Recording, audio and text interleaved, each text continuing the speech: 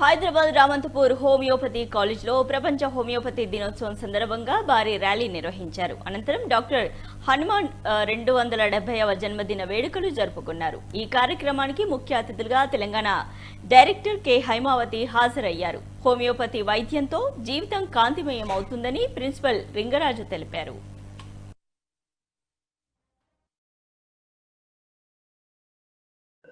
నేను మొట్టమొదటిసారిగా ఈ హోమియోపతి కాలేజీలో సందర్శించడం జరిగింది. ఇక్కడ ఇన్ఫ్రాస్ట్రక్చర్ లోపల అది గర్ల్స్ హాస్టల్ అకామిడేషన్ అయితేనేంటి, ఆడిటోరియం అయితేనేంటి, ఫ్యాకల్టీ ఎఫిషియన్సీ అయితేనేంటి, లైబ్రరీ బుక్స్ అయితేనేంటి, ప్రతి విషయం లోపల చాలా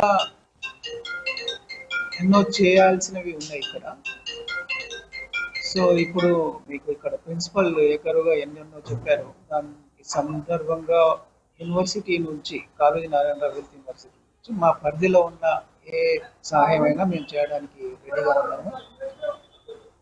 ఇంకో విషయం, వీళ్ళని పారామెడికల్ కోర్స్ లోపలనే వీళ్ళని హోమియోపతి బిహెచ్ఎంఎస్ని నిజం చెప్పాలంటే ఈరోజు చాలా మంచి రోజు మాకు. ఎందుకంటే ప్రపంచానికి ఒక మంచి వైద్య విధానాన్ని అందించారు. అది నిజంగా చెప్పాలి మా ఫౌండర్ డాక్టర్ శామ్యుల్ హ్యానిమన్ వల్ల ఈ రోజు ప్రపంచంలో ఎంతో మంది దీనివల్ల ఉపశమనం పొందుతున్నారు, కంఫర్టబుల్ గా ఉన్నారు. అలాంటి ట్రీట్మెంట్ అందించే ఘనత శామ్యుల్ హ్యానిమన్.